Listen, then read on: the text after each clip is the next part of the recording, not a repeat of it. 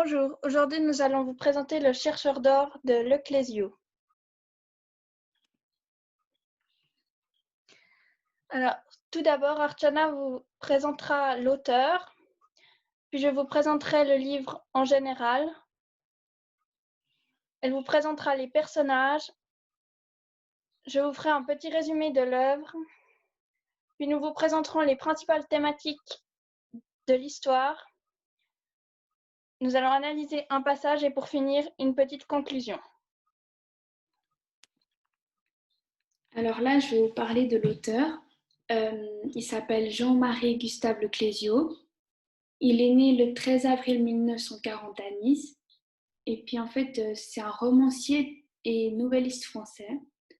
En 2008, il a reçu le prix Nobel de littérature.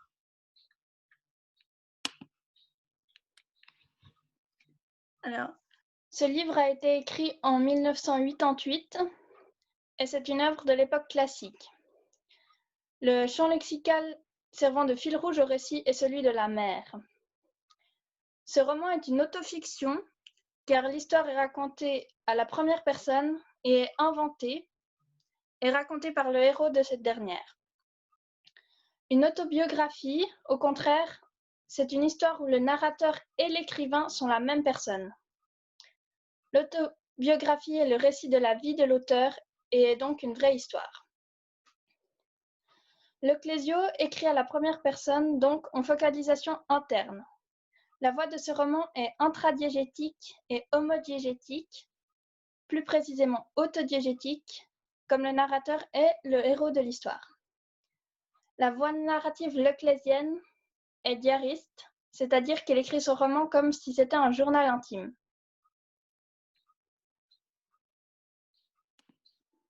Alors moi, je vais vous présenter maintenant les personnages. Le personnage principal de cette histoire est Alexis. Il vient d'une famille pauvre, même s'il a quelques esclaves qui travaillent pour eux. C'est le personnage principal, comme je vous ai dit avant. Il nous confie son parcours de vie. On le suit dans son enfance, dans sa vie d'adulte, et puis il se lance dans une quête intérieure parcourant le monde à la recherche d'un trésor. Ensuite, il y a Laure, c'est la sœur d'Alexis. Elle reste discrète dans son regard. Elle sacrifie sa vie pour soigner sa mère et c'est celle qui est la plus ancrée dans la réalité. Ensuite, il y a les parents d'Alexis. Le père, il est présent que au début du roman. Il meurt avant le voyage d'Alexis. La mère, appelée Mam, euh, son vrai nom c'est Anne. Elle, euh, Au début, c'est un personnage magique, mais son rôle devient de plus en plus négatif au fil de l'histoire. Elle est l'incarnation même du malheur, mais aussi de la passivité. Ensuite, il y a Uma et Shri. Uma est la fille dont Alexis tombe amoureux. C'est une manaf. Ensuite, il y a le capitaine Brasmer et son timonier. Il y a Casimir et Denis, qui est l'ami d'Alexis, son initiateur en matière de noms et de la faune.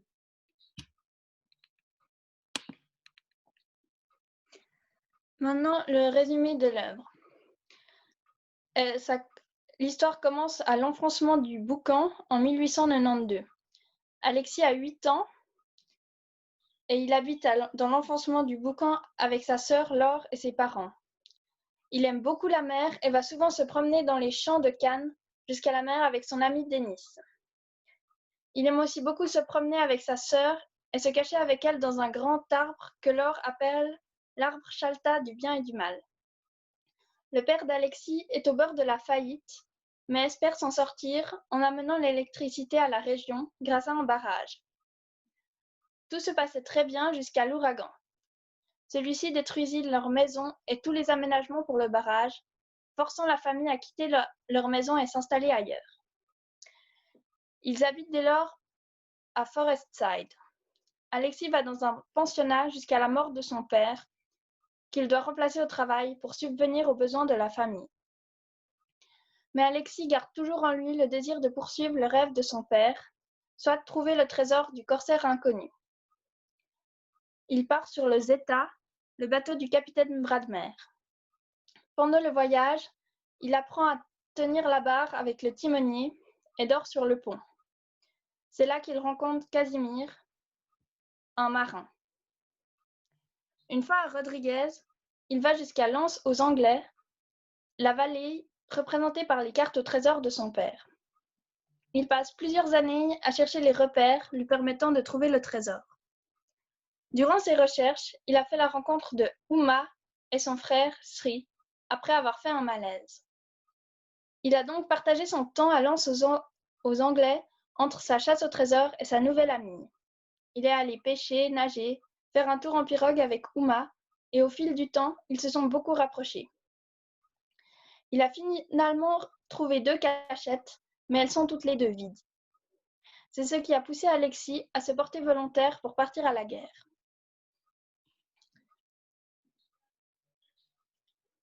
Il rebouche les cachettes et dépose une borne en pierre où il symbolise les repères du corsaire au milieu de la vallée. Il participe ainsi à la Première Guerre mondiale en France, mais en faisant partie de l'armée anglaise. Après la guerre,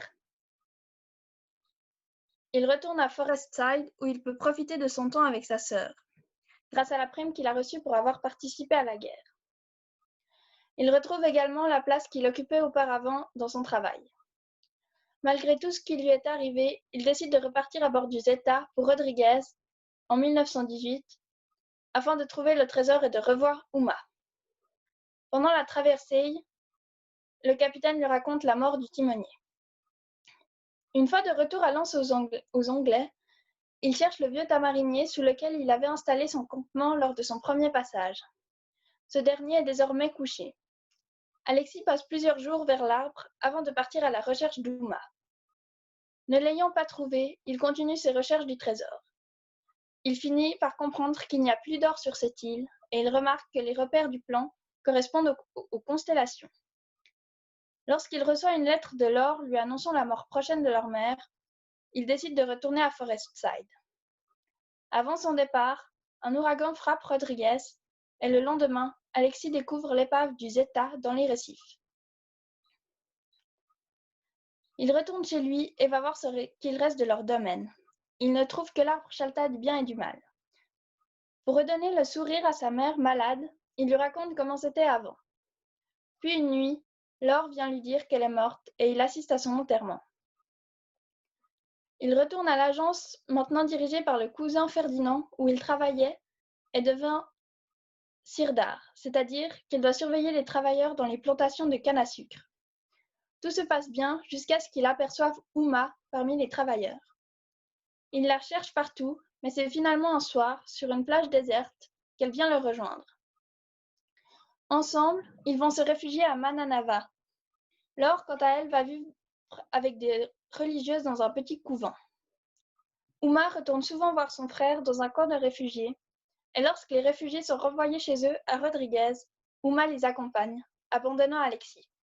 Celui-ci retourne se cacher à Mananava et voit des hommes défricher leur ancien domaine. Il décide d'aller parler à Laure et se rend à Port-Louis à pied. Il s'arrête à la tourelle, le monticule rocheux d'où il avait vu venir l'ouragan quand il avait 8 ans, et pense au bateau qu'il aimerait avoir. C'est comme ça que le livre se termine.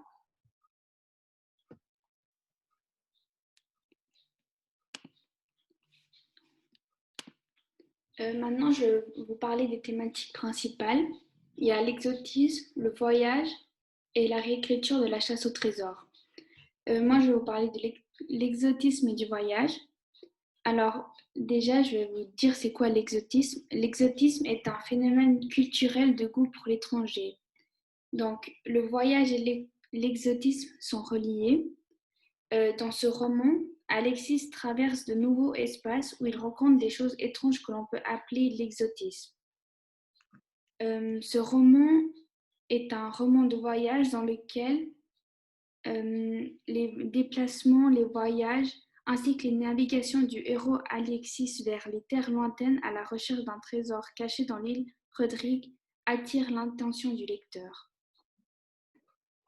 La troisième thématique est celle de la chasse au trésor, ou plus précisément la manière dont elle est réécrite.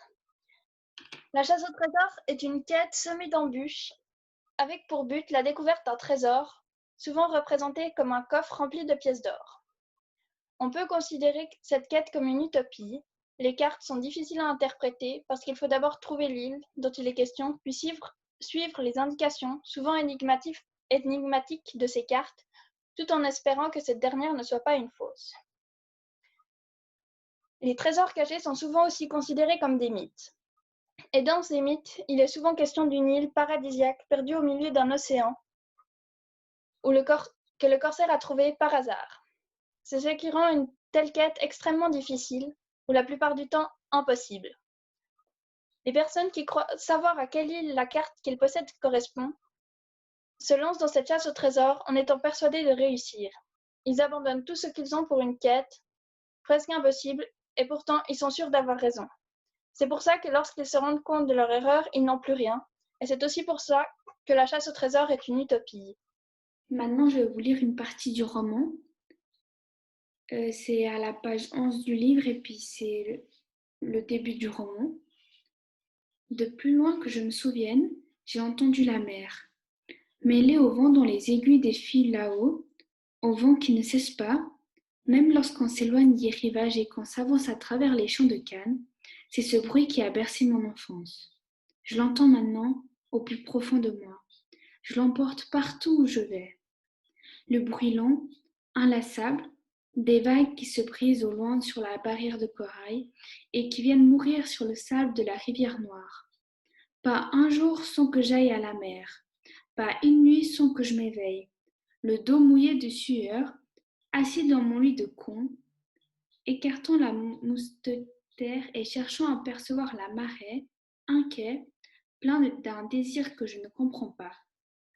Je pense à elle comme à une personne humaine, et dans l'obscurité, tous mes sens sont en éveil pour mieux l'entendre arriver, pour mieux la recevoir. Les vagues géantes bondissent par-dessus les récifs, s'écroulent dans le lagon, et le bruit fait vibrer la terre et l'air comme une chaudière. Je l'entends, elle bouge, elle respire. Dans ce début de texte, on peut voir à quel point la mer compte pour Alexis. Par exemple, il pense que pour lui, la mer, c'est une personne humaine. Il entend comment elle bouge et qu'elle respire. On peut le voir grâce à la comparaison à la ligne 14 et aussi grâce à la personnification à la ligne 19. En conclusion, ce roman est une autofiction qui raconte l'histoire d'une chasse au trésor et dont le champ lexical principal est la mer. Les thématiques importantes que l'on a développées pendant la présentation sont l'exotisme, le voyage et la réécriture de la chasse au trésor.